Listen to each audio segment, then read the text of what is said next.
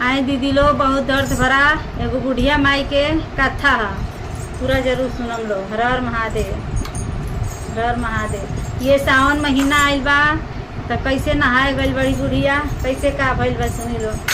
एगो बुढ़िया रहतड़ी, उनपर 3 गो बेटा रहत रहो।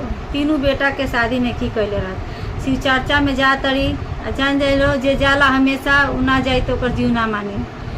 शिव गुरु के दया मांगे, चर्चा करे जरूर जाई तो जरूर जा तड़ी। काम उम करे में लेट हो जाता, थोड़ा लेट पहुँचा तड़ी तो कह तड़ी लो शिष्या लो, गुरु बहिना लो कि काहे लेट आवत तनी, तो का करी, खाना बनाओ के लइकन के खिया पिया के आवत तनी।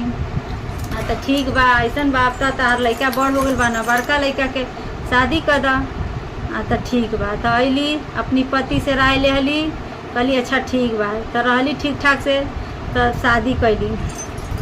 बड़की पतो ही आई तो उठे 7 बजे 8 बजे, कुछ करे नहीं। अब बेचारी के करे के पड़ जाओ सब, फिर कार और कह के चर्चा में जा तो फिर लेट हो जाओ तो कस लो अब कहाँ लेट होता।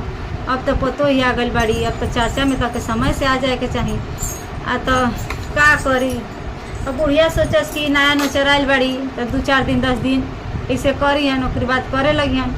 तो ऐसे हो गल बा, वो जो गल बड़ी तो कहत लोग काहे अब काहे इतना लेट होल। तो का करी, अब नया नया आयल बड़ी यही से तनी लेट उठतड़ी। तो हम बढ़िया चलो कहिए ली तब चल। तो फिर कुछ दिन बाद कहतड़ी का ए पतो बा, इतना दिन अइले हो गई, तू काहे ये ना सुत के उठतड़ू। तो कहतड़ी का हमार बाप 2 लाख दहेज रुपया दिले बना, 2 साल हम काम ना करूँ। अब तो इस बड़ी सोच में पड़ गई, कहली चला जाए दले। तो फिर चर्चा में जा तो लेट हो गई। तो फिर पूछत लोग गुरु बहिना कि अब काहे लेट होता बहिन। तो कहतड़ी का करी हो, पतो ही तो बड़ी बेकार मिल गई। कुछ कहनी है कि काहे ये नकार करतड़ू आ उठतड़ू। तो कुछ हम कार ना करम, हमार बाप 2 लाख दहेज दिले बना, हम 2 साल कार ना करम। अब तो कहली लो अच्छा ठीक बा, कुल तो वही ना मिली। दूसरा बेटा भी तैयार बना बियाह करे के, कह दो दूसरा पतोहिया आई तो सुख मिली, समय से भजन करब। तो दूसरा बेटा के शादी कैली, फिर पति से राय लेहली, दूसरा बेटा के शादी कैली। तो दूसरा बेटा के मिलल 4 पहिया 4 लाख रुपया। अब फिर बियाह हो गई। अभी नहू के यही ना हो गई, देखा तारी कि अभी तो तनी फरहर मिली। अभी हो बेचारी वैसे ही करस एकदम। बड़की पतो ही कह देली कि हमार तो बाप हमके 2 लाख रुपया दिले बना, हम 2 साल कार ना करम। अब तू सोचला। तो अभी इहो चढ़ गईली, इहो सोच लेली कि हमार बाप, इनकर बाप 2 लाख दिले बना, तो इनकरा इतना घमंड बा। तो हमार बाप तो हमार 4 लाख दिले बना, हम 4 साल कार ना करम। ई ना करें तो हम काहे के करम।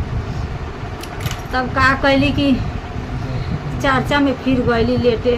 तो कहली लोग काहे लेट हो जाता। तो का करी, इहो पतो ही ऐसने बिया। कहती है 4 लाख हमार बाप दहेज दिले बना, हम काम ना करम एको 4 साल। कहली लो अच्छा ठीक बा, देखा केहू केहू के नसीब भाग ना जाने ला। छोटको बेटा तैयार बा बियाह करे वाला, ओहू के आखिर आज ना तकाल कर ही कह द, कहीं लिखल हो शिव गुरु के कृपा से, तो वही से सबके सुख मिल गई। छोट बेटा है। तो कहली अच्छा ठीक बा। तो अली राय लेहली अपनी पति देव से, आ कहली अच्छा ठीक बा बाबू तहर बियाह कर देते। तो ठीक बा माई, हमार गरीब घरे बियाह करी है, हमनी के दहेज ना चाहिए। तो कहली हाँ बाबू, तो हमहूँ सोच ले बानी कि हम दहेज ना ले, मैं एकदम गरीब घरे संस्कारिक लड़की से बियाह करम। तो एकदम गरीब की हाँ कुछ लेहली ना, बियाह कर देली। अभी पतो ही आइल तो सवेरे नहा धोए पूजा पाठ करे, सास के जाने, ससुर के जाने, पति के जाने, सबके जाने। आ शिव चर्चा में समय से चल जैसे बेचारी। आ सावन में रोज शिव चर्चा होखे, सावन में भी सावन महीना आ गई तो रोज शिव चर्चा में चल जैसे बुढ़िया। आ ऊ कुछ ना करस ना पूजा पाठ ना कुछ, कंप्यूटर चलावस दिन भर। अब यही तरह करत करत कुछ दिन बाद सावन आ गई। तो कहली चले के ये पतो तनी मंदिर में, सावन में मंदिर में जल चढ़ावल जा, चलल जा देवघर। तो कांवर लेके ई चल देला लोग। वो लोग के कहली लोग ना गईली लोग, कहली लो ना ये तो से कुछ ना, हमने के ना जाइए, हमने के अपन कंप्यूटर चलाओ तन जा। अभी चल गए लो सास पतोही बेटा छोटका आ उनकर पति बुढ़िया माई के ई चारों जनी देवघर चल गए। अब घरे केहू बच ना गई। अब देखी लो घरे केहू रहल नाही। अब देवघरी नहाए चल गई लो। अब शिव गुरु अब उन्हें तो नहाए चल गई बड़ी लो। पतो ही बहुत संस्कारिक मिलल बाड़ी, सब कुछ समझ तड़ी, पूजा पाठ कर तड़ी, शिव गुरु के यो शिष्या रह तड़ी। नहाए गई बड़ी लो तो इन्हें शिव गुरु जी के ई कुल बड़ा क्रोध लागत है दुनू पतो के देख के। तब आयल बाना साधु के भेष धके। ओकर बाद दुआरी पर बैठ गए बानी आ कहत तनी हमके कुछ खाए के दे दो, बहुत तेज भूख लागल बा। अब तो हीरोइन सास अरे पतो ही रही सा दुनू निकली लो आ लगली लो भगावे। हाँ हमनी के कार करे वाला लोग तनी जा, हमनी के कार करे वाली गइल बाड़ी लो दर्शन करे, धाम करे, देवघर गइल बाड़ी लो। उहे आइलो तो दे लो। हमनी के बस के नहीं खे कि अपना के हमनी के बनाते नहीं खी जा तो तहरा के बना के दे जाई। तब वो चिरौरी करता ने अरे दे दलो तनी कुछ खाए पिए के, तनियो दे दलो, पनियो पिया दलो।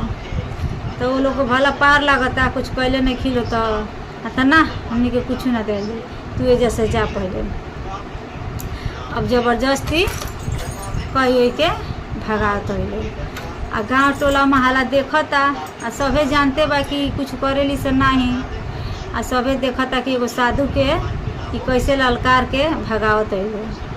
अब उ साधु का कैले बना पानी परोर के जलवा ले ले बानी कमंडल में, उहे परोर के आ फेंक दिल बानी वो लोग के ऊपर। अब दोनों जानी बन गई बाड़ी लो पहाड़ी, छोटे छोटे पहाड़ी बन गई बाड़ी लो। अब वही जा अब तो गांव के लोग देखता। अब कई दिन की बाद हुआ आवत लो जैसे बाबा धाम से देवघर नगरी से धाम क के तो देखत लो कि कैसन हमने दुआरे पर दूगो पहाड़ी बांधल बाड़ी सा। तो कहली लो यार केहू के चरत उरत देहात रहे कर चर और के आयल वैसन तब ये केहू बांध दिल हो खाली बा दुआर चिकन बा। तब घर में जाता लो तो घर में केहू नहीं, दुनू पतो ही नहीं। तो ये सोचली लो कहीं गई लो। फिर कुछ देर बीत गई, कुछ समय बीत गई, फिर ना आयली लो। तब टोला महला से पूछल ए हमार पतोहिया कहाँ गईली ऐसा दिन में देखल लो तो हवे न हलो पहाड़ी बनल बाड़ी लो उहे हलो पतोही। तो कहली लो ओ कैसे पतोही बन गए पहाड़ी बन गईली हलो। तो उहे मोहल्ला के लोग बतावल कि एगो पंडित आए रहा हाँ आ मंगना भिक्षा तो तन भिक्षो ना दिली लो, खाए के ना दिली लो, ना पानी दिली हलो, ना पानी दिली हलो। तो उहे गुस्सा हो के भगावत रही ललकार, उहे गुस्सा हो के पानी छिड़क देनी परोर के अपन कमंडल के पहाड़ी बन गई बाड़ी लो।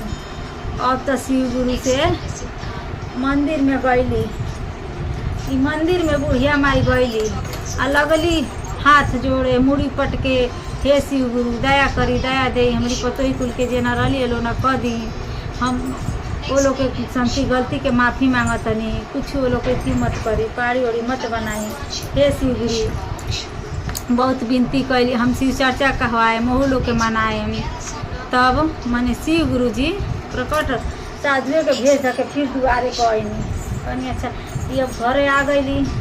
फिर दुआरी पर उहे साधु धके हने से जात में तो फिर उहे साधु आईनी।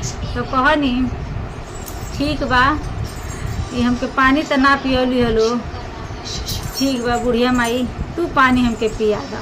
तो बुढ़िया माई तो यही ना कुल में आगे रहनी। बुढ़िया माई जो गईली मीठा खीर बनौली, पानी लियौली, पानी पियौली आ फिर हुए शिव गुरु जी जल परोर के अपन कमंडल में के छिड़कनी। तो उ बन गई लो जैसे रहली लो वैसे आ गोड़े पर गिर गई लो। हे शिव गुरु जी हमहू आज से शिव गुरु के मंदिर में पूजा करम, चर्चा करल जाई, चर्चा करावल जाई। हे बाबा साधु बाबा उ का जानते लो के ह ए साधु बाबा हमनों के अब शिव चर्चा में घुस जाइए। अब ऐसा गलती कबो ना कल जाए, दान पुण्य कल जाए, जौन गलती भइल हो तो माफ़ करम लो। लगली लो गोड़े पर गिरे आ उहे फिर बनली लो आ फिर अपने में मिलजुल के खुशी से रहे लगली लो। सवेरे नहा धो के पूजा पाठ करे लगली लो, शिव गुरु में एकदम भक्त बन गई लो, शिष्या बन गई लो, सास के भी जाने लगली लो। तो देखी लो अच्छा कर्म के फल कबो ना कबो अच्छे मिलेला, ऐसा बात नहीं के बुढ़िया माई अच्छा रही तो फिर उनकर पतो उनका अच्छा हो गई लोग और लोग के जौन बुद्धि थी भाई रहे तहनु सही भाई ऐसे बोली लो हर हर महादेव, हर हर महादेव।